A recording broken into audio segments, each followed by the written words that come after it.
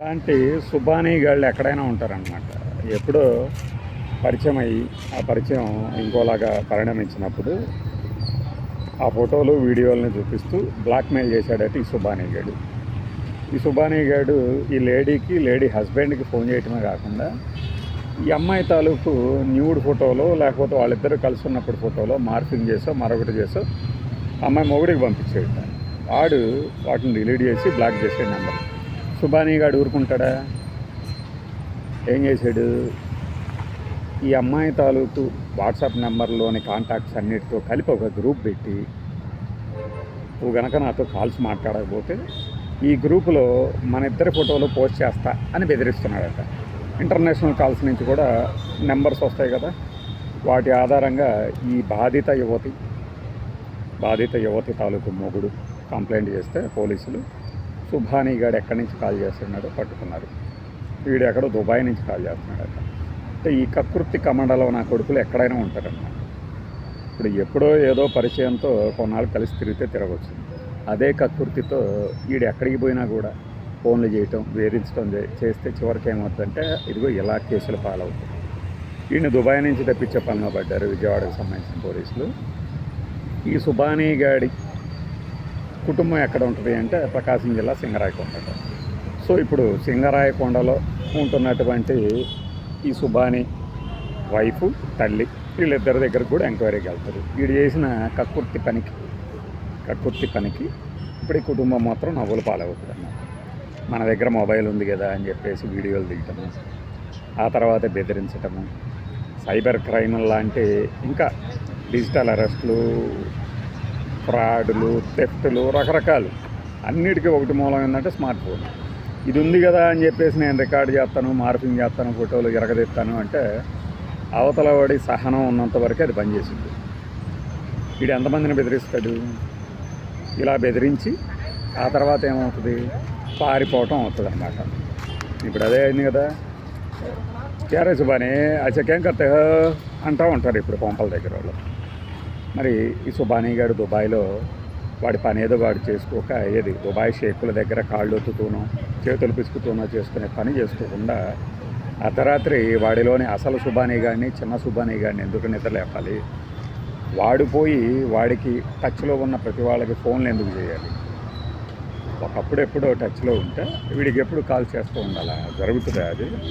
ఇదొకటే కాదు, ఇలానే ఒక యువతితో సన్నిహితంగా వీడియోలు, వాట్సాప్ న్యూడ్ కాల్స్ చేసిన ఒక హీరో అంటే హీరో కాదు, హైదరాబాద్లో ఒక సాఫ్ట్వేర్ హీరో 80 లక్షల దాకా వదిలించుకున్నాడు.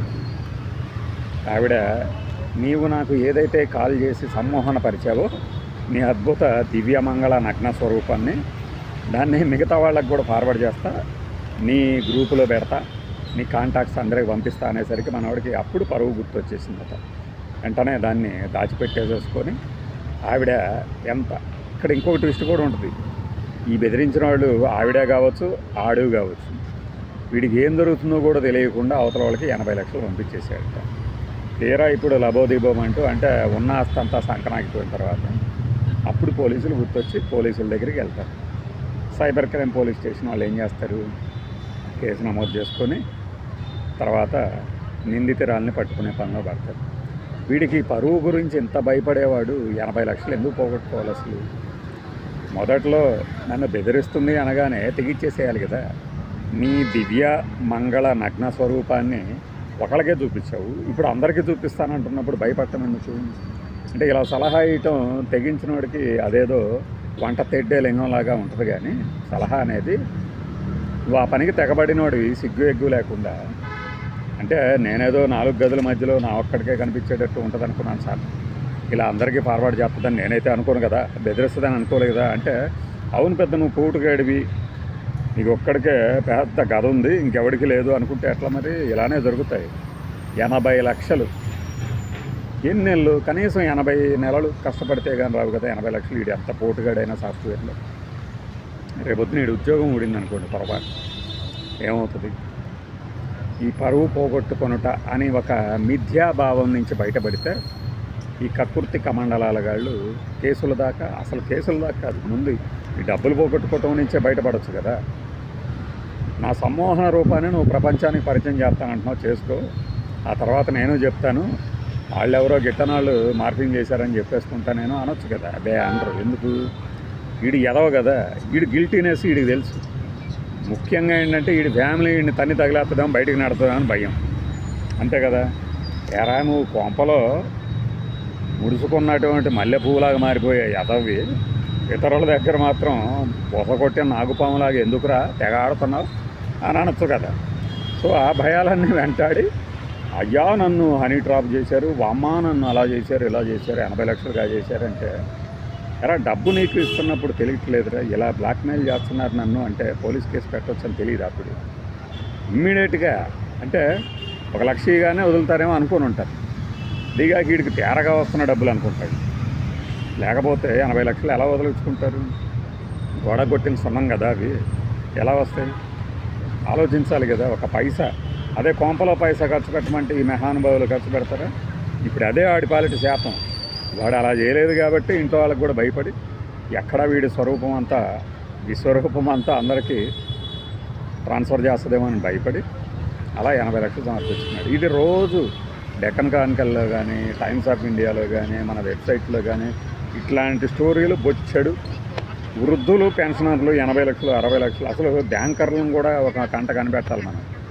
లేకపోతే వీళ్ళ డీటెయిల్స్, నెంబర్లు, ఆ అమౌంట్ ఎంత ఉంటుంది, వీడినే ఎందుకు టార్గెట్ చేస్తున్నారు, ఇవన్నీ కూడా తెలుసుకోవాలి కదా. అందుకని జాగ్రత్తగా ఉండాలి. నువ్వు ఫోన్ ఓపెన్ చేసి ఫలానా వాడితో వీడియో కాల్లోకి వెళ్ళబోతున్నావు అంటేనే ఎవడన్నా రికార్డ్ చేస్తాడేమో అని భయం ఉండాలి.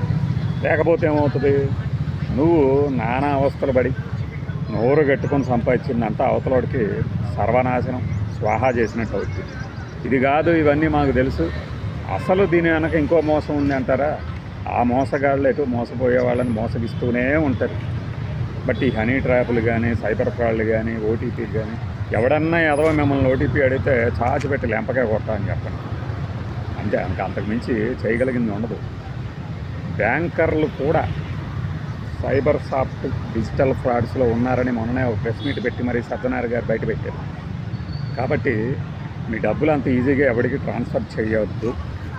ఎవడు చెప్పినా సరే, బ్లాక్మెయిల్ చేసినా సరే, మీది ఫలానాది ఇరుక్కుపోయింది మిమ్మల్ని కేకబుట్టిస్తామన్నా సరే అస్సలు లెక్క చేయొద్దు. పోలీస్ స్టేషన్లో కేసు, ఇంకా ఈ ఎదవలు ఇంకో అడుగు ముందుకేసి నకిలీ పోలీసు యూనిఫామ్లు వేసుకొని కూడా రావచ్చు. వస్తే రానియండి. మీరే తప్పు చేయనప్పుడు ఒకవేళ తప్పు చేసినా వాడికి డబ్బు